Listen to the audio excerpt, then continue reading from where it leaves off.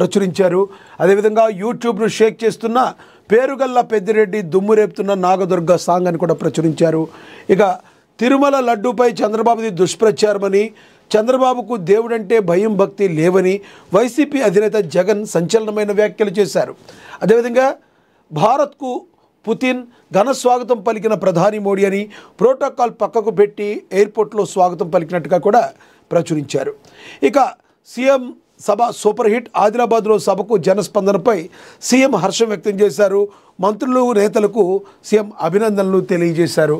ఇక ఆదిలాబాద్కు air bus తెస్తానని, వచ్చే ఏడాది విమానాశ్రయ పనులు ప్రారంభిస్తానని, ప్రాణహితను ప్రారంభిస్తా, ఆదిలాబాద్ జిల్లాను సస్యశ్యామలం చేస్తానని, ఆదిలాబాద్కు కొమరం భీం పేరుతో యూనివర్సిటీ ఏర్పాటు చేస్తానని, ఆదిలాబాద్ జిల్లా పర్యటనలో ముఖ్యమంత్రి రేవంత్ రెడ్డి వరాల జల్లైతే కురిపించారని ప్రచురించారు.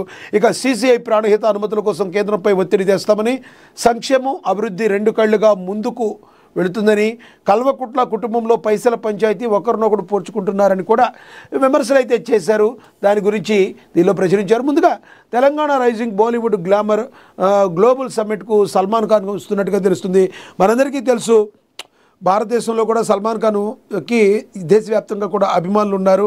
ఇక గ్లోబల్ సమ్మిట్కు ఈయన రావడం వలన అదనపు గ్లామర్ అయితే కూడా రానుంది. సల్మాన్ ఖాన్కు హైదరాబాద్లో కూడా విపరీతమైన ఫ్యాన్ ఫాలోయింగ్ ఉన్న సంగతి మనందరికీ తెలిసిన విషయమే. ఇక యూట్యూబ్ను షేక్ చేస్తున్న పేరుగల్ల పెద్దిరెడ్డి దుమ్ము రేపుతున్న నాగదుర్గ సాంగ్ ఏదైతే మరి పల్లెలకు సంబంధించిన సాంగ్, ఫోక్ సాంగ్స్ ఏవైతే ఉన్నాయో మరి వీటిలన్నింటినీ కూడా మరి తెలంగాణ ప్రజలు ఎంతగానో ఇష్టపడతారు.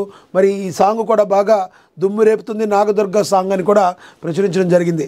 ఇక తిరుమల లడ్డూపై చంద్రబాబుది దుష్ప్రచారమని, చంద్రబాబుకు దేవుడంటే భయం భక్తి లేవని వైసీపీ అధినేత జగన్మోహన్ రెడ్డి సంచలనమైన వ్యాఖ్యలు చేశారు.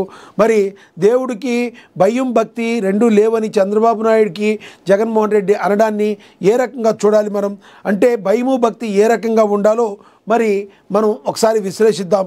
భయము భక్తి అంటే గతంలో చంద్రబాబు కూడా ఒకసారి అలిపిరి మెట్ల దగ్గర మరి జస్ట్ త్రుట్లో ప్రాణాపాయం నుంచి తప్పించుకున్నారు.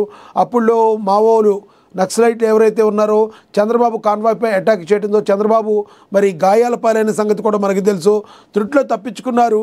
ఆ తర్వాత మనకి తెలుసు అదే దగ్గర ఏడుకొండల వాడి సాక్షిగా అదే ఏరియాలో వీళ్ళ తండ్రి గారు కూడా మరి ఒక రకంగా చెప్పాలంటే మరి ఆయన మీద అనేక అభియోగాలు ఉన్నాయి. రాజశేఖర రెడ్డి గారు ఏడుకొండల కారు అన్నారని రకరకాల మాటలు మాట్లాడతారు. కానీ మరి ఏదైనా భయం భక్తి మరి జగన్మోహన్ రెడ్డి గారికి అయితే మెండుగా ఉన్నట్టయితే కనబడుతున్నాయి. చంద్రబాబు గారు వింటున్నారు కదా, మీరు కొంచెం భయం భక్తి పెంచుకోవాలంట జగన్మోహన్ రెడ్డి గారు చెప్తున్నారు. దీన్ని మీరు వింటారని, దీనికి సంబంధించి మాట్లాడతారని మనం కూడా ఒకసారి ఆశిద్దాం. ఇక భారత్కు పుతిన్ ఘన స్వాగతం పలికిన ప్రధాని మోడీ, ప్రోటోకాల్ పక్కకు పెట్టి ఎయిర్పోర్ట్లో స్వాగతం. రష్యా అధ్యక్షుడిగా వ్లాదిమిర్ పుతిన్ 4 ఏళ్ల తర్వాత 2 రోజుల పర్యటనలో భాగంగా ఢిల్లీకి చేరుకోగా ప్రోటోకాల్ పక్కన పెట్టి ప్రధాని మోడీ ఘన స్వాగతం పలికారు.